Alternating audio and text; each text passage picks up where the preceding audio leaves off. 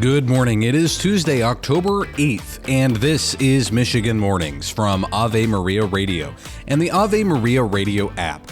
I'm Matthew Handley. Coming up, in China, the government is replacing images of Christ with President Xi in churches. More on that story shortly. But first, your local weather and this news. Bloomfield Hills police are investigating after hate speech graffiti was spray painted on the Jewish Federation of Detroit. The vandalism happened on the one-year anniversary of the start of the war between Israel and Hamas in Gaza. David Kurzman of the Jewish Federation of Detroit says, quote, "The language that's used is such that makes us feel a sense of both fear and anger."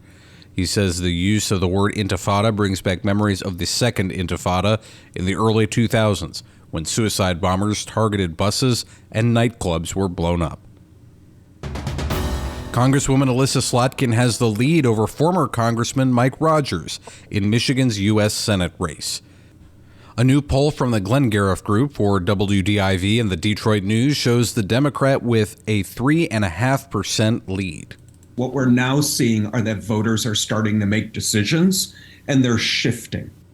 That's pollster Richard Zuba of the Glengarriff Group. Rogers has gained ground since the August polls that showed him trailing Slotkin by 8.5%.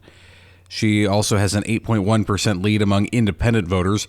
Rogers and Slotkin are slated to debate tonight, and you can watch that debate on the cable news network News Nation.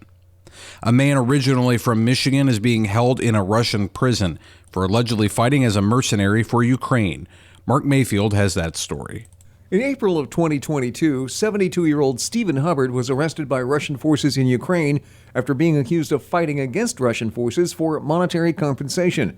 Hubbard's family questions Russia's claims, saying that Hubbard had moved to Ukraine in 2014 to teach English, that he never owned a gun and is not the fighter type. A Moscow court has sentenced Hubbard to 6 years and 10 months in prison on charges of being a mercenary. I'm Mark Mayfield.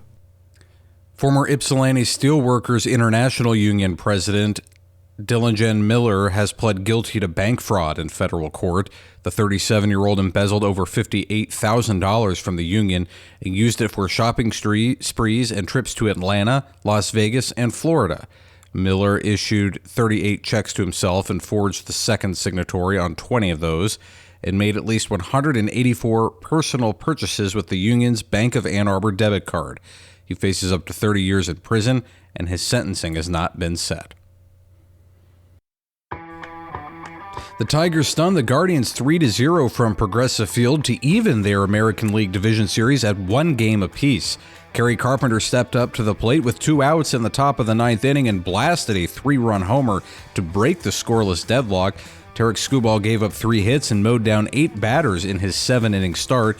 Game 3 will be tomorrow at 3 p.m. at Comerica Park in Detroit. This is Michigan Mornings. Now this. Never miss an episode of Michigan Mornings. Get each show delivered to your email inbox every morning by subscribing at purplecatholic.com. That's purplecatholic.com.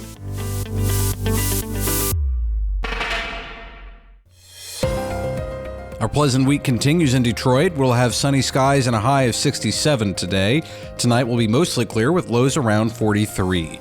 Tomorrow will be sunny with highs around 66. Thursday will be sunny with temperatures in the mid-60s, and Friday will be warmer, mostly sunny with highs in the mid-70s. Right now in Detroit, it is 50 with fair skies, 48 in Ypsilanti and in St. Clair Shores. This is Michigan Mornings from Ave Maria Radio. Our pleasant week continues in Saginaw. We'll have mostly sunny skies and a high of 67 today. Tonight will be mostly clear with lows dipping to 37. Tomorrow will be sunny with highs around 66. Thursday will be sunny with temperatures in the mid-60s. And Friday will be warmer, mostly sunny with highs in the upper 70s. Right now in Saginaw, it is 41 with fair skies, 39 in Midland. This is Michigan Mornings from Ave Maria Radio.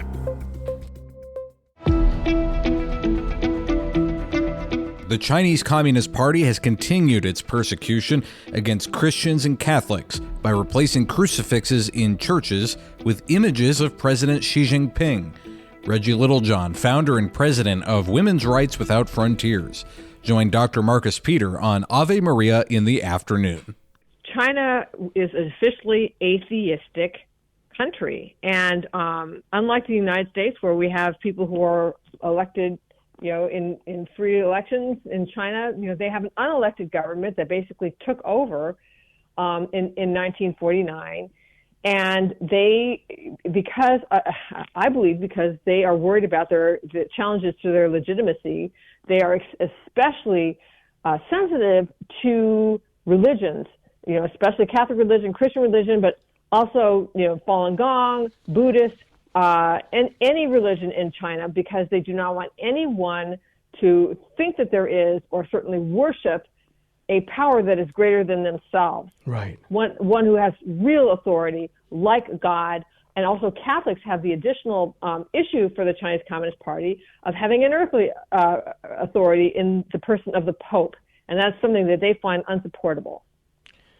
And unsupportable is a gentle way of putting it. I mean, talk about this massive affront, right? That images of Jesus Christ, Mary, crucifixes are being mandated to be removed and replaced with the images of Xi Jinping.